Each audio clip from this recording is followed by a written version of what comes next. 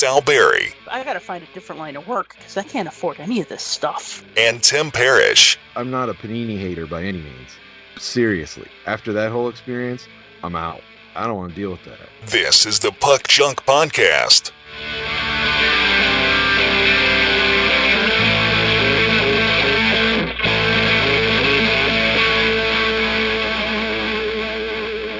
Hello and welcome to another episode of the Puck Junk Podcast. I'm Sal Berry, and along with me is Tim Parish, aka the real DFG. What's up, Tim? What's happening?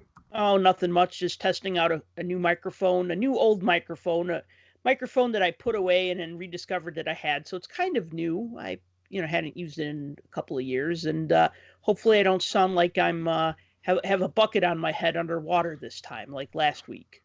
You do not, at least at the moment. That's good. That's good. So far so good. So I'll warn you if you take a dive. Oh, 2 for diving, right? Yes. By the way, last week I was a guest on another podcast called About the Cards. It was with 3 gentlemen who are big time card collectors. They're not really into hockey, so they were kind of intrigued by me.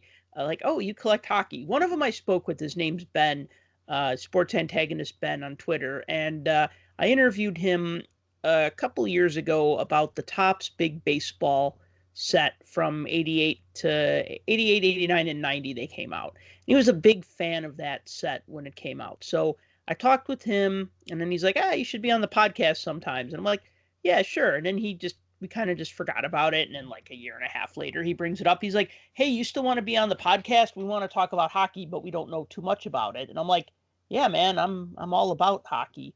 So I was on their show. If you go to YouTube and search for About the Cards, I'm on episode number 75. And I think it was kind of a fun conversation. I could never miss the opportunity to talk about hockey cards. I thought it sounded good. I listened to it while it would broadcast live, and I've also downloaded it onto the podcast rotation. So I'm sure it'll pop up again, and I'll get to listen to it a second time, so I can find all of the errors and things that you said. Oh yeah, all the mistakes. Because I doubt it. Well, So anyways, this week, not a lot of updates in the world of hockey cards. As we record this, things might change between the time we record this and the time I post this. But as of right now, for Topps Now, the Week 9 stickers are available. As of yet, they have not announced who the stickers are, other than that there will be a Cale Makar chase sticker, because it's Week 9, so every 3 weeks they do a chase sticker. And this will be Cale Makar designed like a 1954-55 Topps card. Now, the other thing that I wanted to mention, because I just found this out recently, I finally had a time to sit down, open up the sticker album, open up the packs of stickers, and I'll tell you that they make a big deal about every 3 weeks there being a chase sticker. But there's actually chase stickers every week. And I just found this out randomly because Week 2 had Alex Ovechkin. And when I opened that sticker pack, it had the regular Ovechkin sticker, and it also had a gold version. I'm calling it gold version, but it looked more like sepia tone. Like it was basically the same photo, but like sepia toned, and it had Weird. and it had like a G appendix at the end. It was like number 12G or 13G. I forget which one it was. But what they do is with the chase stickers is if the pack has the chase stickers, obviously it has a 10th sticker, and that 10th sticker is on the back of the pack, so you can see it real easily. So when I was looking and I flipped it over, and I'm like, 12G, what? And I open it up, and I'm like, oh, it's a special Ovechkin. Did I also get the regular one? And sure enough, I did. So I think that's why there's sort of a secondary market for these stickers, because Topps will give you discounts if you buy 5 packs or if you buy 10 packs. If you buy many packs, then the prices go down substantially. So like, for instance, when I missed Week 6, somebody was buying a bunch of Week 6 and I bought it for like $5.25 or something. And here's the other funny thing. I missed Week 8. And you're going to say, Sal, how did you miss week 8 if you're like so obsessed with these Tops Now hockey stickers, right? You're probably thinking that. Is that wait? You missed another week? Yes, I bought week 7 twice. After I missed week 6, I bought the week 7 sticker pack right away. And then, like 6.5 days later, I bought it again, thinking that it was I the new thought, one. yeah. When you said that, I thought, yeah, we already talked about this. You missed a Yeah, week. I didn't no, realize you missed another week. yeah, I missed. What are you doing? I'm not doing a good job of keeping track. So Obviously not. fortunately, I was able to find somebody selling the week 8 sticker pack for like $5.50 on eBay, and so I'll have that also. But yeah, I'm missing a couple of weeks now, like where I didn't buy them the first go round. So I've already borked my chances at getting the All-Star sticker set through Tops because you had to buy. Oh, they're not going to bend over to give it to you. No. So I'm gonna have to buy that on the secondary market as well, or not. I don't know. This is quickly becoming an expensive project. I'm gonna end up spending like $200 on a sticker album. But then again, what would you spend to complete a Panini hockey album from like years past? Probably at least that. Yeah, I mean, exactly. especially if you're getting the packs for 90, and depending on the year you bought them. I mean, mostly they were $1. Right. Maybe a little less than that, 50 cents at some point if you go way back. But yeah. So okay, so that's up with what's up with the Tops Now stickers. As for game dated moments, Upper Deck hasn't announced anything yet. They may between the time we record this podcast and release this podcast. But it seems like, with Thanksgiving weekend, the card companies were a little kind of checked out and not really like, other than having sales. By the way, you should know that the Upper Deck Grandeur coins are 50% off. Part of their Black Friday. Yeah. Oh, great. Yeah. So I'm sure the 6 people that bought them are going to be upset that they didn't get them for half price. Well, it's funny because that's always the thing that they discount. Like whenever Upper Deck has they'll have flash sale, buy 1 Grandeur coin, get 1 free, and I'm like, okay. And then a couple weeks later, a couple months later, they'll have spring cleaning sale, and it'll be save 10% off blaster boxes. I'm like, whatever. Grandeur coins, buy 1, get 1 half off, and it's just wow. I mean, that's really their go-to when they're having a sale. That's the thing that they mark down the most. Yeah. I don't think it took off as well as they had hoped. No, I mean, if I dare bring it up, Pinnacle Mint, if you remember those from, what was that, 97, 98? 96, 97, I think. Yeah, one of them years, with the coins. Well, they did it both of those years. I'm sorry. They did it. Yeah, they did. Yeah. They did 2 years. Jim Howard and I did a podcast about that a couple of years ago. You have to have the right person that wants that. You either have to have the super fan looking for everything of that player that they collect, or a team collector that's looking to have absolutely everything that they're going for. I really don't see somebody just shelling out the money to go after those individually, but that's just me. I mean, stranger things have happened. Well, yeah, and I think because they were so expensive to begin with. They were $100 each. Right. And it was just Pinnacle Mint was fun because you had the cards with the hole, and you put the coin in the card, and you had I don't know, different types of coins, and it was kind of fun. Yeah, there was gold, silver, and bronze.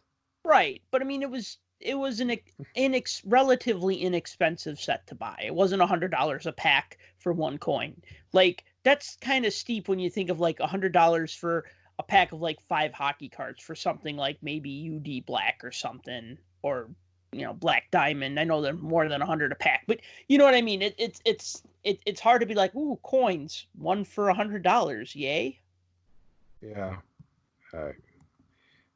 Again, another product that's priced well beyond my limit for something that I'd be willing to shell out money for. Not right now. Even at 50% off. They're 50% off. All right. Well, So even at 50% off. All right. So because we don't want to make this podcast 3 hours long, we're gonna save talk about NHL stuff for our next podcast. But Yeah, let's talk about cards. yeah, we're gonna talk about the 99-2000 season of hockey cards. You had some interesting facts and figures about that year versus today. Do you want to, what it was like 20 years ago versus what it's like now? Do you want to share those thoughts? Well, you think about it, we got 20 years of innovation in design, right? Mm-hmm. Or no, that was being facetious. I don't know necessarily that the cards have actually changed that much from a design standpoint, but something you got to consider is, back then, if you look at the 99-2000 year, there were roughly about 34 major releases that were put out there. I mean, obviously, there's countless numbers of minor leagues and college and European sets and team issues and all of that kind of stuff. But I'm just talking about the major releases because there were multiple manufacturers at that time. Licensing, Upper Deck had a license, Top still had a license, Panini had a license. They manufactured stickers back then. In the game, actually had not only the players but logos on their cards, if you can imagine that. And there was a company that we all know and love called Pacific that existed back then. So between all of the major companies, I mean, they were churning out sets left and right. You look at today, technically there's only 3 manufacturers, but only one that has a license. And there have already been 15 sets put on the release calendar that are either out already or scheduled that have checklists available. And that doesn't include things like, the Tops Now stickers that we talk about all the time, or the new Tops NHL stickers that are going to be coming out, or, the overtime, the Upper Deck overtime that is given to dealers directly, or the Tim Hortons set, or the Panini Score, if you want to count that as a set. I don't, but anyway. So I mean, there's 15 sets released or scheduled now, and I mean, I'm sure there's going to be more, but the vast majority of those are Upper Deck and Upper Deck only, with a few Leaf mixed in, because that's really all the major manufacturers at this point in time. So. Big difference between what can be put out onto the market between then and now, I guess, is kind of the overall point of that. Um, you know, there's different things that kind of go into that from a collector standpoint. You kind of look at, okay, you have the difference between what one company can manufacture and put out and have, the same design or the same product, I guess, churned out year in and year out when there's only one manufacturer. Back then, you had a little bit more of a variety of sets that hit the market, because of the fact that you had the other manufacturers that are out there. You have your typical things like Upper Deck MVP. I believe SP was still around back then, or was And around back you then. had Black Black Diamond, Diamond, and sure, you mentioned MVP, and I just want to say there was MVP and there was MVP Stanley Cup edition. correct. Yeah, the Stanley Cup edition, just slightly different than the regular MVP version, but all of those brands are still around. Um, but you also had Tops, and you had Tops Chrome, and you had Tops Gold Label, and you had Stadium Club. And you had Those were Topps still Premier Plus. Premier Plus. Yes, that was that the first year for Premier Plus? I'm not sure, but With I'm those looking at cards, they yeah, had kind of like a texture, almost like yeah, UV canvas. sure.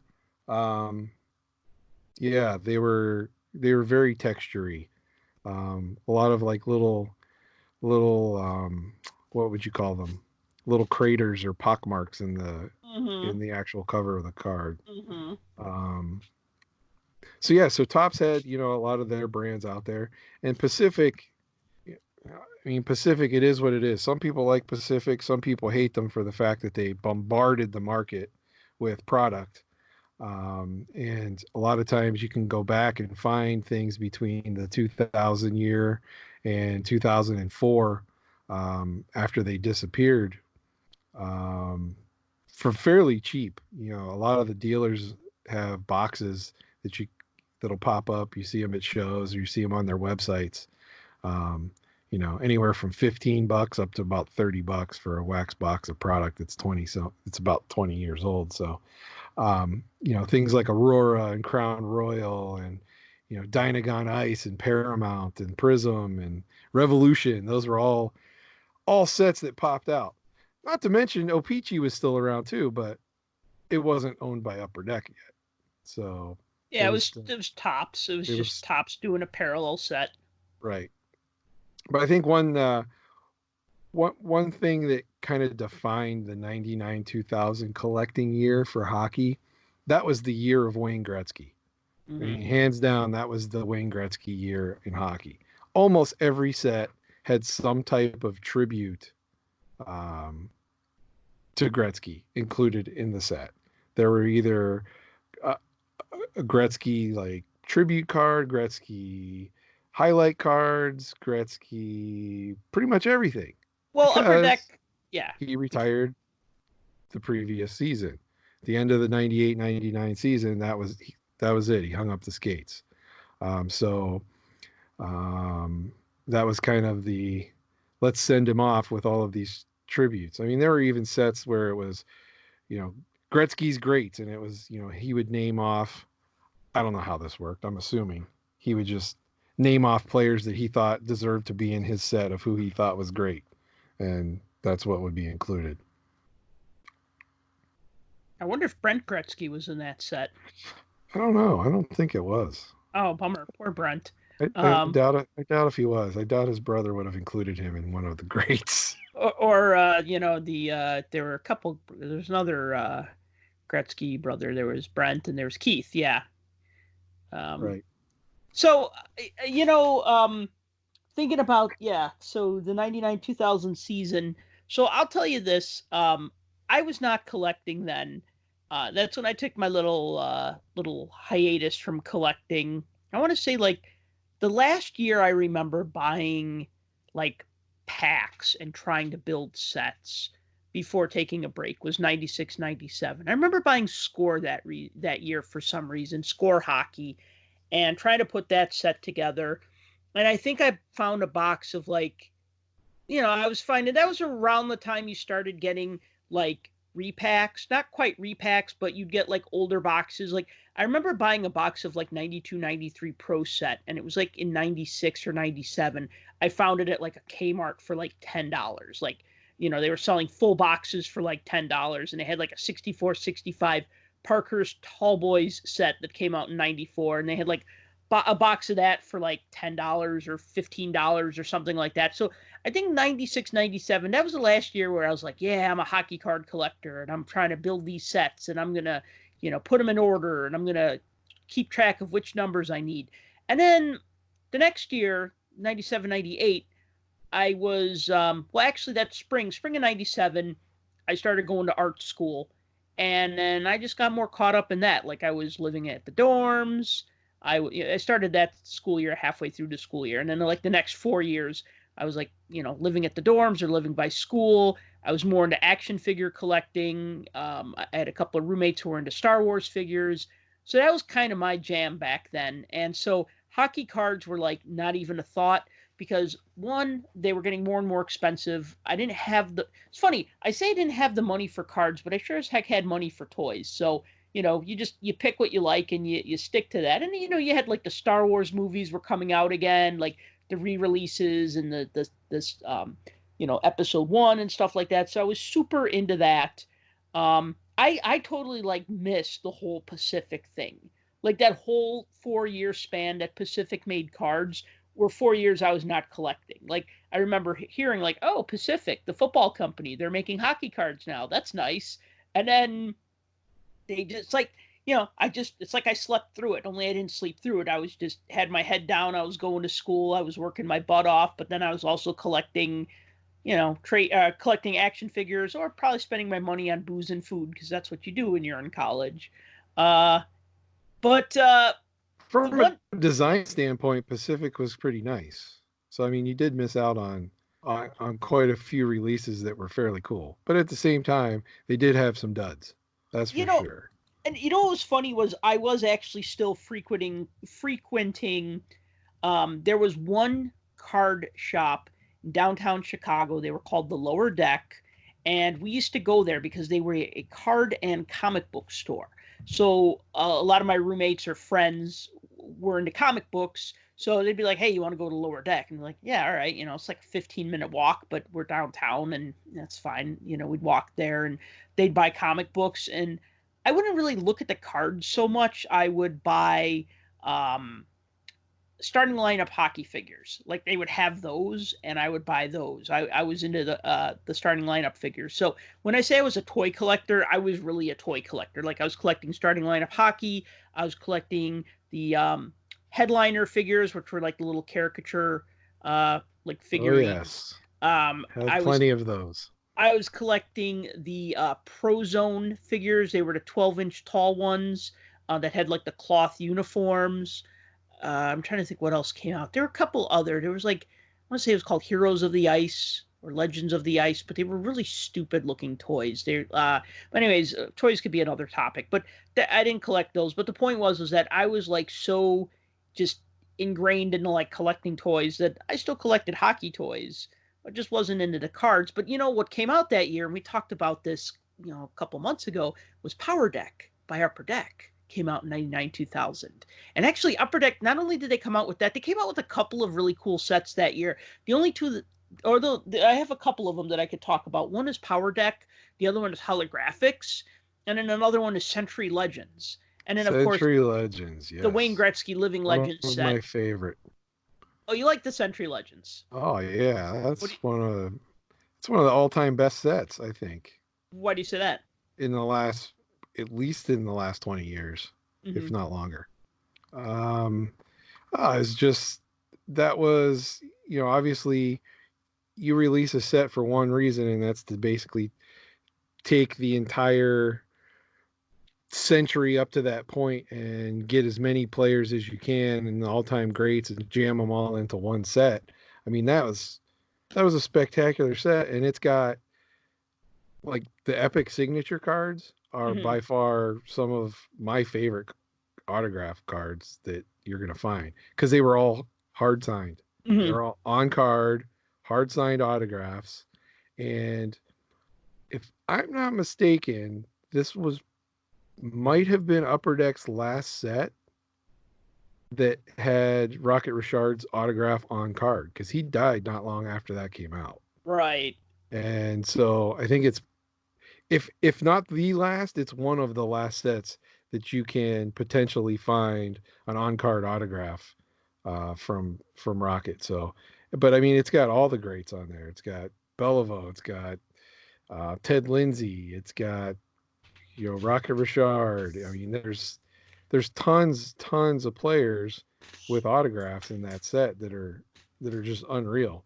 Not to So mention the other cards in there too. so it ranks them in order. I mean, it ranks them according to the Sporting News when they rank the whatever 50 best players or whatever. So I'll just read off the first couple of pages: Wayne Gretzky, Bobby Orr, Gordie Howe, Mario Lemieux, Maurice Richard, Jean Beliveau, Doug Harvey, Bobby Hull, Jacques Plante, Eddie Shore, Guy Lafleur, Mark Messier, Terry Sawchuk, Howie Morenz, Dennis Potvin, Ray Bork, Glenn Hall, Stan Mikita, Phil Esposito. Who do we got here? Mike Bossy, Are Ted you read Lindsay. are you reading these in order I'm reading them in the order that they are in the pages. So yeah, numerically? Okay. and then Red Kelly. And then what's interesting is card number 23 is supposed to be Ken Dryden, and I was going to bring this up because Ken Dryden refused to be in that set. He would have been card number 23, he for whatever reason, Upper Deck couldn't work out an agreement with them. I asked them, and I asked Upper Deck, and they very politely said to me, we just couldn't work it out with Ken Dryden. And they just left it at that. They didn't say it was a money thing. They didn't say it was an ego thing, because he wasn't the best goalie. He was after Glenn Hall and Terry Sawchuk and Jacques Plante, and that's okay. I think. But so I don't know if it was a money thing, an ego thing, or just like he wants to be that guy who, doesn't come to your party and then everybody notices that he's not there, right? Like, oh, where's Ken? Where's Ken? I thought Ken was coming. Yeah, Ken's usually here. Why isn't Ken here, right? And he's more noticeable by being missing than by being included. I don't know. I mean, Upper Deck also put out another set. I can't remember the name of that set, but it also had like old time or legend players in it, and he was in that set. So he wasn't in the set. What's funny about that is that there is technically a Dryden card that got issued, but it's not really a Dryden card. You know what I'm talking about? Wait, say that again. There's technically a Dryden card that's not really a Dryden card? Yes. Which one are you referring to? The The one where he's on a card with somebody else, right? No, the color test pattern. Oh. You know what I'm talking about, right? Yeah. Yeah, I actually have that card, which is why I'm like so free to talk about it now, because once I own it, I don't care. I'll tell the world, hey, this card is hard to find. Until I'm looking for one, I keep my lips tight about it. So basically what happened was that Upper Did you Deck... get that from a vault sale? No, because that would have been an Upper Deck vault sale, and I don't think they do those. Topps does the vault sales. So what Did happens... Topps steal that and sell it in a vault sale? No, I'm just kidding. No, I bought it. Somebody was selling it as part of a complete set, and I bought the set just to get that one card because I already had the set. So what happened was that Upper Deck, when they make the cards, they print them up in these big sheets, right? And then they cut the sheets apart, and then they mix them up, and then they put them in the packs, right? That's pretty much an oversimplification of the process, but that's what they do. So what they did was they didn't use a picture of Ken Dryden. They already had the sheet laid out. They already planned out how many cards were going to be in it and stuff. So what they did was they replaced his photo with a color test pattern, which has a black stripe, a yellow stripe, a magenta stripe, and a cyan stripe. And then so that was printed instead of the photo on the front. The back was just left completely blank, like white. And then after that, that particular card was stamped with an embossed image of Jeff Gordon. And so the idea was that if these cards are just, you have a mass of cards and you're putting them into packs or whatever, you have people like actually going through them and looking for the bright color test pattern, or on the other side blank, or just feeling, oh, this card feels like an action-packed card from the 90s, and pull it aside, right? So that was the idea. But somehow, I read, I want to say it was on the Beckett site, that around maybe 5 cards somehow made their way into packs and onto the secondary market. So it's so really at some point somebody pulled that out of a pack. Yes, that's how it was discovered. Of course, a few of them could have been snuck out the back door, because that's also how those things get discovered, when somebody just says, oh, this is cool, I'm going to keep it, right? We like to pretend those things don't happen, right? Oh, they happen. I mean, when I used to work for a toy company, and I have some prototypes of toys, of action figures that never got made, that I have, and it's just like, maybe one day they'll find their way into somebody else's collection, but I'm really in no rush to get rid of them. But yeah, so that stuff does happen all the time. I think with trading cards and stuff, they're maybe a little more wanting to destroy those, because there's like a licensing involved with that versus maybe other things. But right.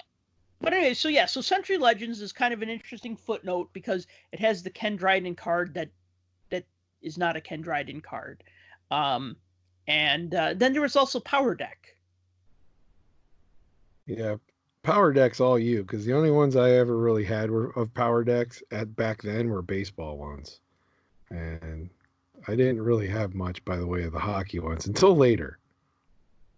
Well, I didn't buy them back in the day, and like I said before, I wish I did, because I think I would have really enjoyed that, because at that time I changed my major from a film degree to a multimedia degree, but I still had a lot of filmmaking in my blood. Like I knew how to shoot and edit video and film, and then I was also like learning how to take that and like put it on the web or put it in like an interactive media piece or like a CD-ROM or whatever. And Power Deck were basically these little miniature CD-ROMs that you'd pop in, and they'd have like player stats, photo gallery, biography about the player, and then like a video clip of highlights. And you could kind of navigate around and go to like the different parts of it, almost like a website, but on a disc. And this would have been a novel thing at the time, because people were just starting to have CD-ROMs on their computers. So it was kind of like at that point where like you didn't have a CD-ROM on your computer, but it wasn't impossible to find them at this point. Maybe your school had it, or maybe your library had it, or maybe your work computer had it. And then the other thing is that you didn't really have like fast internet back then. I mean, at home you were still probably using 56K. So a CD-ROM would have been like, hey, this is cool because I don't have to wait an hour for the web page to load with this video on it. I just pop it in my computer and it plays. I like Power Deck now. I would have liked it back then. And what about holographics? Did you? That's another set I have from '99 2000. Did you ever bother with that one? I'm trying to remember if I bought any of those then. I don't think I did. I think I picked up some of those later on, but I don't recall actually buying packs of that. What's Um, fun about I know holographics? the set wasn't very big, right? It was only 50, It's like 60 cards, right? cards, I think. Oh, there's 100? Okay. Let me That's more see than I here. thought. What do we got here? Nope, 60. You're right. 60? Okay. Yeah, it was a small set. I want to say it was like about $4 a pack back in the day. At this point, you were getting into like the $4 or $5 per pack cards that were a little heavier on the gimmicks. So holographics had the player image itself wasn't necessarily holographic. It just had like a shiny background, um, which I think is kind of cool. I mean, again, this is probably a set I picked up for like $10 after the fact, just because I was like, oh, okay, I don't have any sets from '99 because I didn't buy them in '99. So what can I get? And like a lot of times, like some dealers, they'll have like 5 or 6 sets from like the same year, and I'll just buy them all if I don't have them. So that was another one that was I think stands out just for being unique. Sure. With all of that foil prismy printing, there wasn't um, at least the way they did the overlay on everything. There Mm-hmm. wasn't a lot out there that rivaled that, I wouldn't say. Obviously Pacific had Prism Mm-hmm. as their own brand, and it was similar, but still a little different. I think most of my spending during that year went towards um, mostly the Tops brands, Okay. with a few upper decks mixed in, as well as the Pacific. Because one thing, at least in the beginning of the season, it's funny you mentioned Kmart having those repacks back in '96 and '97, um, or not repacks, but re shrink wrapped and priced for less. Mm-hmm. The Kmart's near me were inundated with Pacific. They all had Pacific. Pretty much from '97 to '99, they all had boxes of Pacific of everything. Pretty much any release that came out, um, you could find more or less at Kmart. Mm-hmm. So that was readily available. But Tops Chrome, Tops Gold Label. The second year the Gold Label was out. Premiere Plus, I remember actually purchasing, and now that since you brought it up about the um, contour ridges on that card, that reminded me of actually buying a box that I found at a retail store. It was actually um, a store called Hills, and it was in Pittsburgh. I was visiting my mother, and I picked up a box of that at Hills, Premiere of 2000 Premiere Plus. It was I remember it was in a big purple box, and it had a picture of Chris Drury on it. That's all I remember about the box. But that set, it was a very small set, but the high numbers were like next to impossible to pull out of there.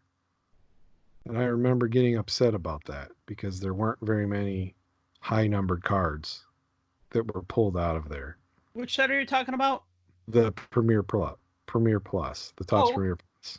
yeah, because Topps also had that issue with their in their 99 2000 set. They're like towards the end they have a bunch of cards called Magic Moments Yes. that And are there's like short 5 prints. different versions of each one. And I don't know why they needed to do that. Like, why did they need to give us like? Let's taking a look here, like Magic Moments, like Jaromir Jagr and Paul Correa and Eric Lindros and Mark Messier, Patrick Waugh, Joe Sakic, Steve Yzerman, Right. Dominic Hasek. And each one featured a different moment in their careers, like a milestone moment. But if I'm not mistaken, weren't they the same pictures? I They think were they the used the same same photos. pictures, yeah. They just put a different text on the bottom to commemorate each Yeah, individual event. kind of lame, you know. I mean, it's kind of lame, and I remember like somebody having the set and trying to, like where they wanted to sell it. It was at a show, and I was just like, oh, those are kind of neat, and like I didn't really think about like um at the time like, oh, has all the short prints. I was just like, ah, whatever, it has all the short prints. And then like a couple years later, when I'm like, hey, I really need to start building up some of my top sets because I really do want to have every top set up to 2004, and I don't. There's a handful of sets I don't have from like the late 90s and early 2000s. So I think I bought a box of 99 2000 tops, and I built the base set no problem. But those magic moment cards, yeah, those short prints, that was a pain. And I'm it's still not trying to find them all. they're not even that interesting. I mean, you just change the gold foil on the front to just say something different. Same picture, same everything else. Um, there's no, I mean, it's like, the completist in me says, yeah, I want to have all 5 versions of each card, but then it's just like, why?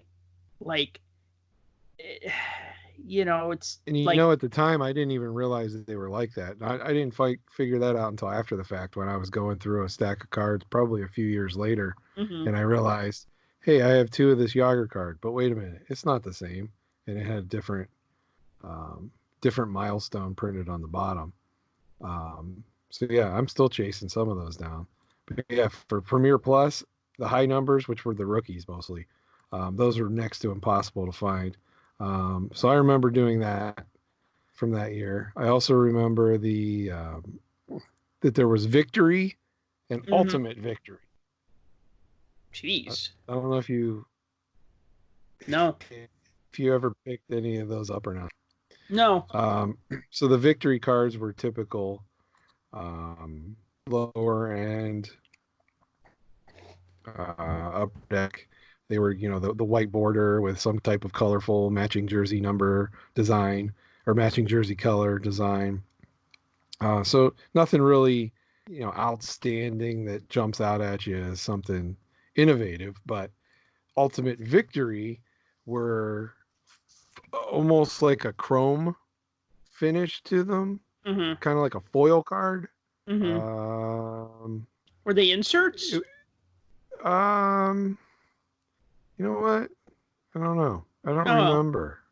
I don't remember because I had a bunch of them. I don't have them anymore.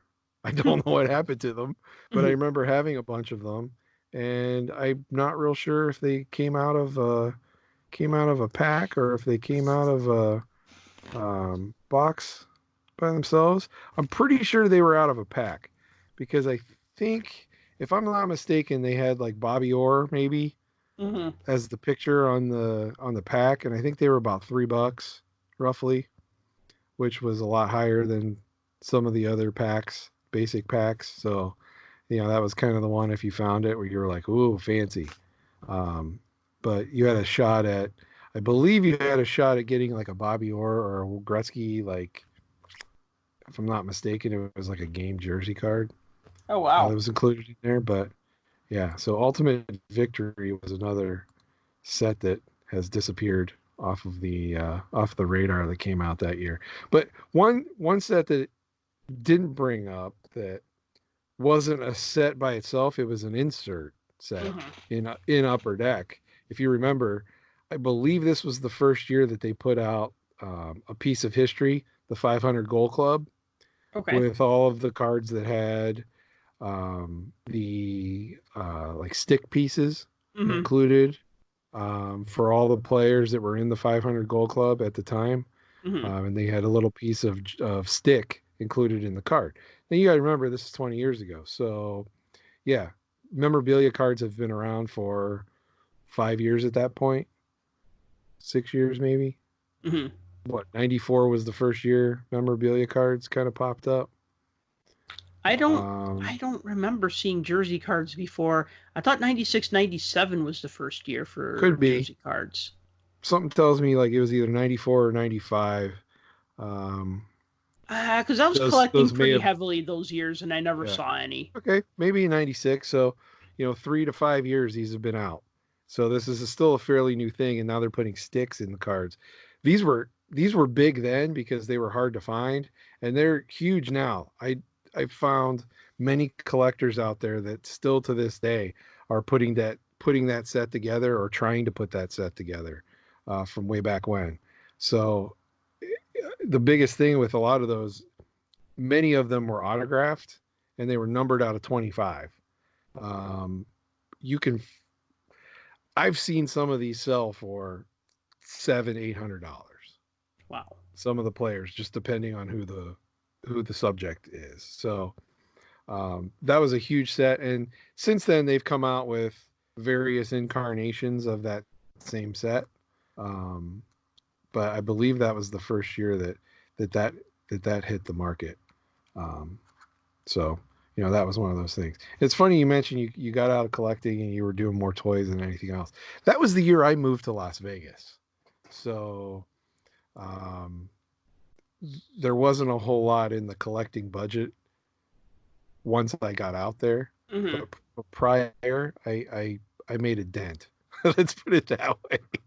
Um, that's when most of the spending was early in the season. So, Hmm. a lot of those items that were available retail is pretty much where I picked them up because at that point in time, a lot of the card shops that had existed 3 or 4 years prior were no longer in business around where So I lived.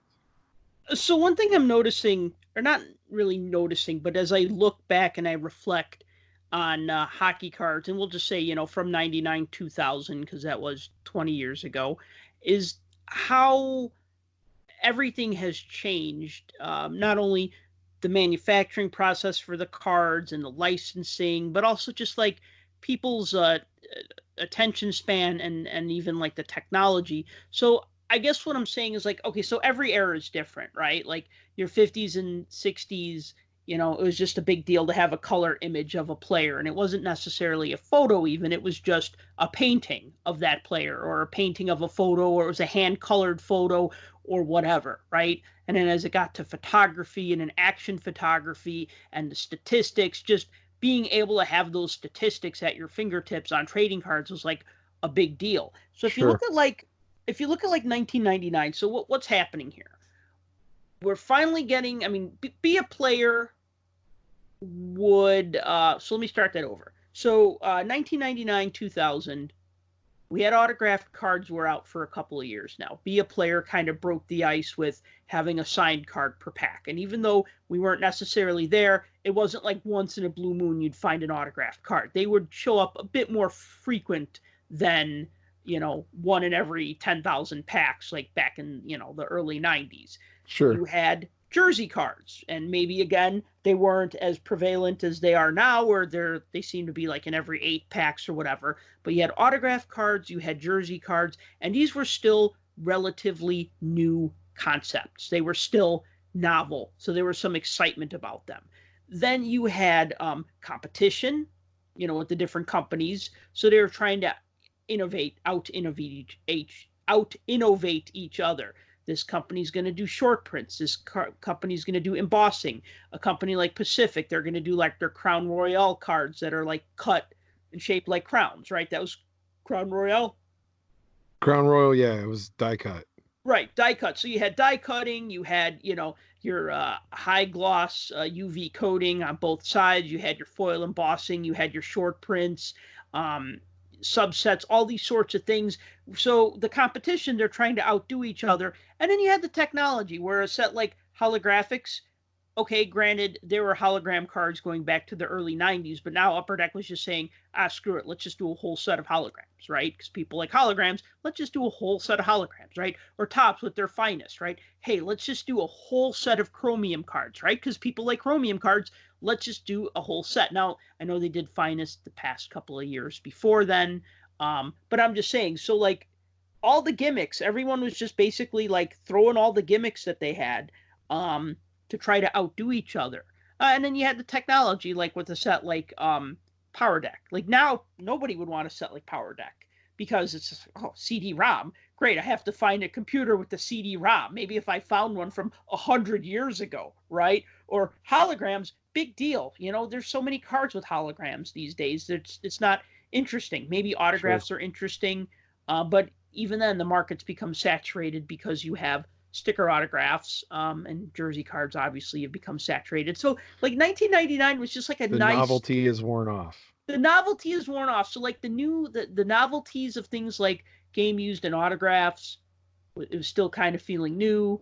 The gimmicks were still kind of exciting, and now 20 years later they're kind of tiresome, to some. And then and the other thing is that you don't really get those theme sets. Like you had Century Legends that looked at the best 50 players in history, and then I think the best current 50 players at that time, or something around there, 50 or 40 or something like that, of current guys like Yager and Lindros. Or you had the couple of different Wayne Gretzky sets that gave a retrospective on his career from his childhood all the way to his final game, and in his being inducted into the Hockey Hall of Fame. And now we kind of get those sorts of things with like the Sidney Crosby Diary of a Phenom and the Connor McDavid set. But those always come out like in the beginning of the year, and it just kind of really chronicles like their life up until like the beginning of their rookie season. So we haven't really had a good retrospective set like the one we have for Gretzky in quite some time. Yeah, I mean, we have had those throwback sets in the last few years, like like the Parkhurst. Oh yeah, the Parkhurst sets. Those have been like that. But yeah, you're right. There haven't been major release sets that were focused on a certain type of theme. But here's something else you throw out there too. Okay, so yeah, the newness of the holograms have worn on, newness of having autographs and all of that kind of stuff. So what do people go after now? Well, for Upper Deck, it's Young Guns, right? right. Everybody wants the Young Guns. That's the hottest card. Back then, there were Young Guns. There were also prospect cards. Mm-hmm. And that wasn't really, the big thing necessarily, but looking at the rookies back at that point in time, you had the Sedins, right? They were in that, the 99 2000. You had Roberto Luongo was in 99 2000. I had a rookie card a few years earlier, but yeah. Well, if you count the 97, 98, he was pictured as a junior player. Yeah. Does that count anymore? Does that consider a rookie card? So the way they count it is like if you're in an NHL set but you're in a non-NHL uniform, it still counts. So so obviously, Eric Lindros in his 90-91 scorecard where he's with the Oshawa Generals, that's recognized as his rookie card. Okay. Even though he's not pictured with an NHL team, right? Et cetera, et cetera. So that's kind of the understanding. Really, I guess it's like the player's earliest card where they're either in an NHL uniform or in an NHL set, with the case of like World Junior Championships or prospect cards or whatever that were still part of like those early 90s Upper Deck or Score. sets, or even like the Yeah. O-Pee-Chee, like the 1991 Russians are considered the Red Army ones are considered inserts, but I call them rookie cards anyway. That's fair. They're easy enough to get, so So yeah, I guess. Well, I mean, the rookie class back then wasn't, at least from a card standpoint. Looking back now, it wasn't. It's not as strong as, let's say, for the sake of newness. Let's talk about let's just say this year's. You've got the Hughes brothers that have Young Gun cards, or you got Cody Glass, or Kale McCarr will be in Series 2, I'm sure. Capo Caco. So you have a hot rookie class, at least right now, that's driving that market. You even go back each year and you look at, okay, the year Austin Matthews came in, or the year that McDavid and Eichel, or the year, there's been, it seems like every year since the lockout, that Upper Deck has made cards and the young guns have come out. There's been the hype over that rookie class. It's been included in there. Back then, I don't really remember that as being a thing, because everything was focused more on what else can you give me? Like, there's, inserts in here. Okay, what are the inserts? There's autographs, there's memorabilia cards, there's this, there's that. Like you said, you can buy a set of cards, or you can open packs of cards and get CDs out of them and play them in your computer. So you have a lot of different, for lack of a better word, novelties, I guess, is what you would call that. But the other thing too is, let's look at some of the checklists from back then, and look at what would be considered extreme star power that led these checklists in almost every set that was produced back then. I mean, you're talking now Hall of Famers that were in the prime or the tail end of their careers that would eventually go on to be elected into the Hall of Fame between then and now. So looking back on that, I mean, there's a whole host of just regular base set guys that were all Hall of Famers. And today's sets, if any of those guys were in them, they'd be considered the legends, or the, if there was a Hall of Famers section or something like that. Versus now, today, we've got that same kind of thing. All of the stars of the NHL from the last 10 years are now in like the prime or the twilight area of their careers. Crosby, not that he's slowing down any, but Crosby's been in the league for quite a while. Ovechkin's been in the league for quite a while. Yeah, he's probably going to break at least one of Gretzky's records going forward, because he's going to stay in the league for a while. But still, he's been out there for a while. Kane and Taves, they've been in the league for quite a while. So these guys it's kind of parallel to that, because all of these names I'm mentioning, they're going to be Hall of Famers. There's no doubt that these guys are all going to be in the Hall, because they pop up on everybody's top, whatever list they're making.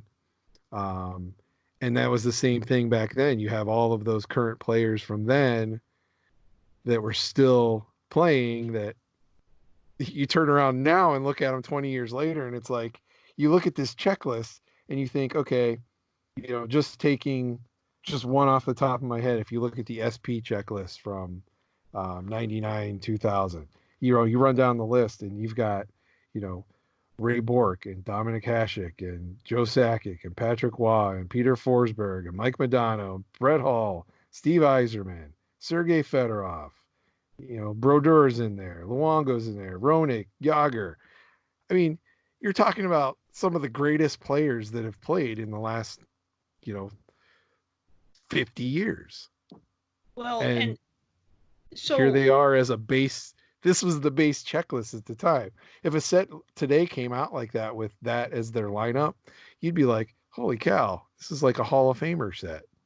Well, yeah, but I mean, you look at some of the guys who are in that set who aren't like in the Hall of Fame, or you look at like a set like Upper Deck Series 1, Series 2. I mean, there's a lot of players in there who are just okay players. So it's not like so two things. One, your bigger sets, obviously you're gonna have like your Mark Messier, Timo Solani, Eric Lindros, Brian Leach, Ray Bork, Jeremy Roenick, those guys, who are all legends. But then uh, they're honestly they're like quarter cards though for the most part because they're still common cards, right? We're kind of like it's kind of like this weird fuzzy place where like 90s cards of legend players don't sell for a lot. Maybe you get a buck here or there for them because they were printed. There's tons of them printed. Maybe you get more of maybe they cost more, they sell for more in some of the higher end sets, like maybe like a holographics or something where there weren't as many printed as say like tops from that year. But yeah, I mean there's a I lot of always great. find that to be a shame. It That's is. one of the, I don't know what the right word to call it, but that's one of the shames of this hobby. And it's not just hockey either. You got to think about that. It's almost every sport. You think about all the great players that came into the league in the late 80s, early 90s and played their careers and had Hall of Fame careers across the board. Right. And it's like you look at the translation into the card market, and what do we always say? Oh, well, their cards came through the junk wax era. Right. You know, junk wax, junk wax, junk wax. Overproduction era, if you want to use a different word. Let's call it the overproduction era. Well, Sure. that overproduction era spanned a pretty long time. And that's the shame of all of that is you have these players that are Hall of Famers or will be Hall of Famers or should be Hall of Famers and have, you know, they're legends, and yet that's exactly what we do. We find them in the dime box or the quarter box, or, they're considered common cards, and So it's kind of crazy to think about. oh, it is. It's a shame, and that's why every time I see a Jeremy Roenick in a dime box or a quarter box, a rookie card that is, every time I find a Jeremy Roenick rookie card in a dime box or a quarter box, I rescue it. I add it to my collection. I mean, I have over 1,000 Jeremy Roenick rookie cards that I've acquired one way or another. Sometimes I bought them on eBay. Sometimes I traded people for them. Sometimes people just sent them to me, or sometimes I find them in a diamond quarter box, and I get that little joy of like, hey, look what I found. And I go, oh, it's not worth a lot. And then I go, well, I'm going to buy it anyway. You know what I mean? Like, because it made me happy 20 years ago, 30 years ago. It still makes me happy today. Um, as we wrap this episode up, I'm going to ask just one. We'll end this with a question. And honestly, I'd like to know what you listeners think, what you'd like to see come back, maybe something from 1999 that you'd like to see come back. But I'm going to ask, what's maybe one thing you'd like to see come back from the 1999-2000 season? And I'll give my answer first. I would like to You see. want Power Deck back? I know what Nope. you want. Oh, yeah, okay. I did say that I did want that's a set I'd like to see come back, but I'd like to see it come back as a mobile app, not necessarily as a CD-ROM. But as far as just like a set that I'd like to see come back, I would like to see something like a Century Legends come back, where they get like the top 100 players. Like the NHL did that with their 100th anniversary where they did like the 100 best players, and they didn't really rank them, but they just said these are the 100 best players from the decade of the NHL, right, for its 100th anniversary. I would like to see maybe a non-insert set because I put that set together, or try to put it together, and it's got some black and white photos, and it's got some color photos, and it's got some photo variations, but I would like to see a set like an all-time great set. That's one thing I'd like to see. Another thing I'd like to see, and maybe Upper Deck could do this because they they pretty much have all the big names locked up for licensing reasons. I'd like to see like a Hall of Famer set. Like let's just one card of everybody who's in the Hockey Hall of Fame. I know that wasn't done in 1999. It was kind of done with the Century Legends set. I would like to see that done today. Not just like, here are 10 great players from the 60s or 10 great players from the 80s. I'd like to just see, let's just do like every person who's in the Hall of Fame. Just one card per person.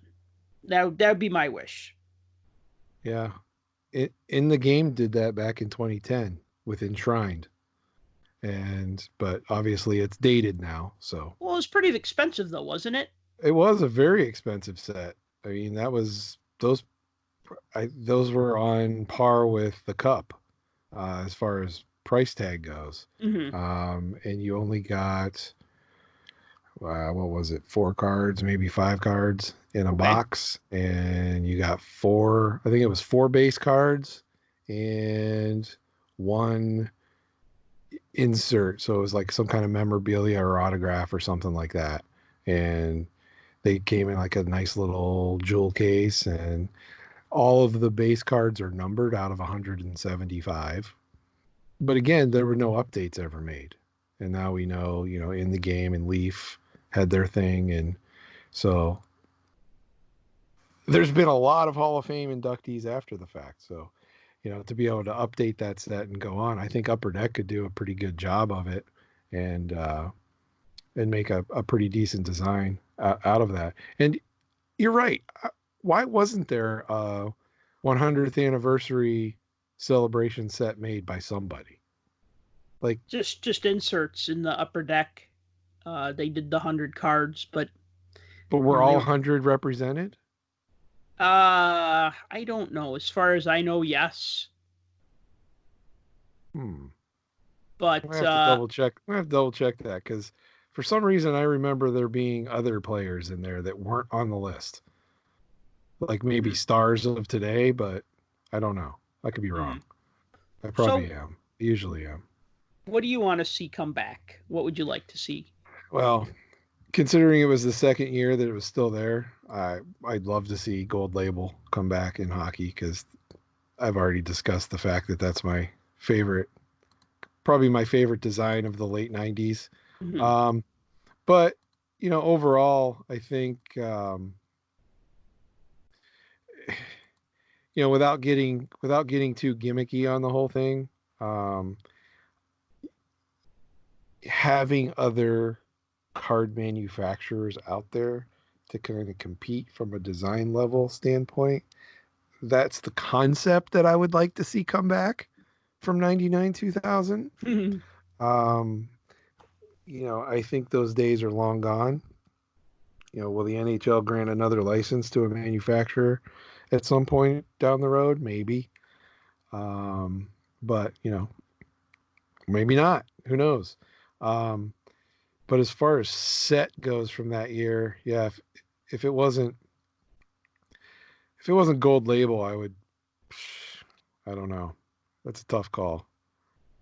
I did like the Crown Royal set that you brought up, the die cut crown set.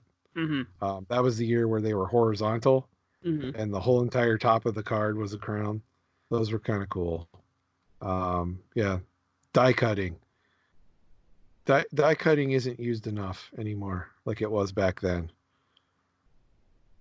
Okay, well, there you have it. So on our wish list of stuff we'd like to see come back from 1999-2000, we'd like to see die cutting come back. We'd like to see maybe a Hall of Fame set or an all-time great set.